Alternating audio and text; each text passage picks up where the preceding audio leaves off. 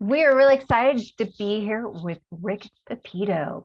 And today, instead of actually a cast member, though I know he's had a little cameo role or two, he actually is one of our writers. So this is exciting for me because I'm actually a fellow writer and I love to hear about the creative process. But Rick, why don't you tell us what you've been doing with the Scyther audio dramas and your role and your background with this? Okay, well, first, thanks for having me. I'm excited to be here. So it was interesting how I met Carl. In between when I'm writing novels, I tend to like listen to an audiobook or whatever. And I had just gotten done a major series I had done, and I happened to stumble across the X-Men audio drama. Mhm. And I had just been doing yard work for about a month, and I listened through. And at the end of season 2, Carl had this little thing he put up that he has overwhelmed with all his writing stuff, and season 3 is not going to come for a while. And I had emailed him and I said, just from me being in an audio background myself, I had you just paid him compliments and said, um, I hope it's not too long of a hiatus, because as a writer, I know how jacked up you can get, but um, I look forward to hearing more. And then he emailed me back. It was maybe 2 days later, and he asked me if I wanted to write the season 3 premiere. And Wow. that was like, that's like a dream for me. I grew up reading comic books. That's kind of what got me into writing in the first place. And it was just kind of like I got a little misty eyed when he asked me. So it was kind of cool to start that off like that. And that was the one I think you mentioned before we started recording. That's the one that actually my daughter got to Mhm. play Kitty Pryde, and I played the grown-up version of Kitty, Yes. which was Yeah. It was pretty Days of Future cool. Past. That was Yeah. actually that was so fun, Yeah. And I've actually had several people say that was so clever how they had that, but then because our voices are similar, I'm more Right. grown up. So, but that's really exciting. So, Yeah. I thought that was really cool too when I learned like a that during the whole real process. Yeah. it's a real thing. So I guess so how long ago, I guess, was that with cider? Was it not too long ago or That was probably about a little over a year, I would say, maybe a year okay, and a quarter. Yeah. here? Okay. Yeah, because I didn't think it was too long ago that we started No. kind of getting all these things running again. Yeah. Um, It's hard. You lose track of time, especially with yeah, COVID and everything and the all over the pandemic. We're place. like, Yeah. when are we? We don't know. I One know. month feels like a year. Okay, so for you, writing, hobby, profession, both. It's a little bit of both. I've got over 30 published novels, All right. 34 or 35, I think, and in all genres. And, I do it because I love it. Mhm. So yeah, it's professional fun for me, really, and I'm sure you know how that is, Yeah. because you do it on both too. So yeah, it's neat being creative, and being able to make something out of that, especially that people can enjoy. So So how is writing an audio drama? Because I've actually written some scripts as well, but how is that different than writing an actual book? Um, and how is um, it similar? I don't know how I know quite a few big name authors that I've met Mhm. over the years, and I've talked to them about their writing process. And I don't know exactly how mine differs from theirs, but when I sit down to write a book, I will just the words will come into my head, Mhm. and I'll go. Now, a lot of times, like dialogue, the descriptive scenes I can just write out. Yeah. Dialogue, I have to think because it's got to be, well thought out. So I'll sit in a car with my phone on record, and I will talk to myself in other voices. Sometimes, if it's an argument, I'll yell at myself in the car, and I'm sure people driving by are like, "Yeah, look at this crazy guy." But Yeah. that's how I get a lot of the dialogue that I do. But writing a book is easy because I can sit down and everything that's in my head that's been developing in my head over the past, couple months immediately comes into the keys. With something like an audio script that's different than, because I've done a couple screenplays and adaptations. uh, Audio scripts are different because you really got to make sure that people know, all right, this sound effect, they need to know what's happening here, you know? Mhm. So writing that was a bit of a challenge at the beginning when I started doing it. But now it's just become kind of easy. It's just the same thing that I normally do. It's just that it's in an outline format now, you know? Yeah, that's fascinating. I mean, it is so true because writing dialogue, it has to be smooth, it has to be, realistic, and you can always tell when you start reading a script and you're like, that doesn't Right. really Yeah. flow. You wouldn't say that, and so yeah, Right. I love that process of saying it out loud and recording it to make it more natural. I think it helps that I've listened to Yeah, audiobooks too, because there's some that's that true. I've gotten to like not even past the prologue and going, oh, I'm gonna fall asleep through this whole Yeah, thing. But there's other things like everything that Carl does, like with the sound yeah, effects and the music and everything. It's like that is just a whole other element, you know. yeah. So it's really cool. That is great. So give us, you kind of already have, but maybe give us a little bit more of the behind the scenes of developing the X-Men, because I was thinking before this, I was like, okay, so there's writing original scripts and Mhm. things that are in your head, but then there's writing things. I mean, obviously it's fiction in one sense, but another sense, everybody knows these characters.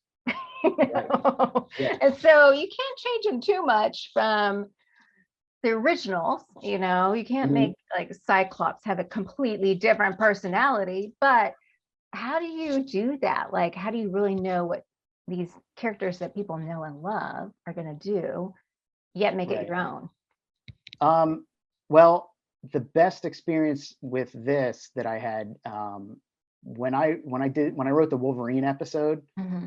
that I mean everybody knows Wolverine. Oh, yeah. So it really allowed me to get into the side that everybody knows, the tough guy, the growling voice and he's just mean when he needs to be, but he's kind of got like a heart of gold in there Yeah. somewhere. He just never shows it. But the Wolverine episode was a lot of fun because I was able to get into the softer side of him, the love story involved with him. Like Yeah. it's kind of like a tortured soul, really, and you kind of feel for him. But with when I wrote Days of Future Past and New Mutants, especially Days of Future Past, because those are better known characters, it was kind of cool getting into some of those um, different personalities. And Mhm. a lot of times I never want to imitate what anybody did, but I also want to pay tribute to the source material. So for Days of Future Past, well, and Wolverine, I went and I got the source material and I read it and I read it, I thought about it, read it again, and then really just kind of tried to put my own twist on what was done. And I had gone back and I had watched other adaptations of it and going, okay, this is what I don't want to do. Right. This is, I don't want to This is repeat rubbish. anything. Yeah. Yeah, there were quite a few times where I said that. But it was kind of neat because I had contacted Carl, and when he asked me to write it, I didn't know how much freedom he was going to give me. And Mhm. I immediately hit him with, I don't want, and spoiler alert for anybody that didn't listen to Days of Mhm. Future Past, I did not want Colossus in the future. Okay. In the source material, he was a big part of the future. And when Kate goes back in time and Mhm. Kitty sees him, her immediate reaction is to throw her arms around him. Yeah. And I wanted that to really be kind of like in the future, he was dead. Her husband was dead. Yeah. And I felt like there'd be more of an emotional connection there. So I kind of swapped Colossus out for Bishop, Hmm. who Bishop was known from the animated series and the live action, but he was never in the original. Hmm. And I thought that that would be kind of a cool swap, and I was able to do a little more with some of the future scenes with him Yeah. and the characters and switching up the roles. So it was kind of neat doing that. That's really cool. That is fun. Yeah. Well, so any hopes for the future with scripts? Yeah. Well, I've been, I'm back and forth with Carl all the time. Mhm. I would love to tackle, I know he hasn't introduced Gambit yet. I Mhm. would love to do a story where Gambit and Rogue, that chemistry between those two characters Yeah. is just really cool. And I think that would be a lot of fun to write. And I've one of my favorite villains growing up was Apocalypse. So I'd love to tackle an Apocalypse story at some There point. we go. There we Yeah. go. But there's a lot. I mean, you could do There's X-Force. so I could many have, things. if even doing Deadpool in a cameo in an episode would be a lot of fun, just because he's got all these different crazy voices in his head, that type of character. Yukio in the Wolverine episode was kind of Uh-huh. like that. She's kind of like 1 minute she's happy and next minute she's psychotic, Yeah, it's kind of yeah. like that kind of character is a lot of fun I to mean, you have write. so much to play with, with Yeah, all these different characters and personalities and powers and villains. I mean, there's so much that you could create, yeah. I'm like, don't forget Emma Frost. That's who I play sometimes. I'm going to keep note of that. Yes. I'm like, love my Emma. Kind of the nice villain. We don't know what she is, but Well, I know she's coming back soon. okay, good, So good. yeah, All right, we'll see what little happens. secret. All Don't tell right. anybody. Okay, I won't tell anybody except for everybody who watches this. But Yeah, I know. so give us, to end our time, 2 to 3 fun facts about you. Okay. Before I got into writing books, I was writing music. Oh. I've been a musician all my life. I play harmonica, saxophone, piano, guitar, and I was primarily lead singer of a few of the bands I was in. So there's one. I also love There's to one go. that probably took up years of your life. Yeah, yeah, it did, and it still does. I mean, I still Yeah. do it. It's that's the back hobby now. Mhm. Um, I I grew up playing baseball. Now I coach baseball, and now I've kind of gotten into that where it's become, you know, 2 seasons out of a year. I'm doing that for younger kids, so that's a lot of fun. Seeing them develop, and especially now Mhm. because my son is 11, so he's Okay. playing in that 11, 12, 13 age where the kids actually know how to play and Yeah. the skill is there, and it's a lot of fun.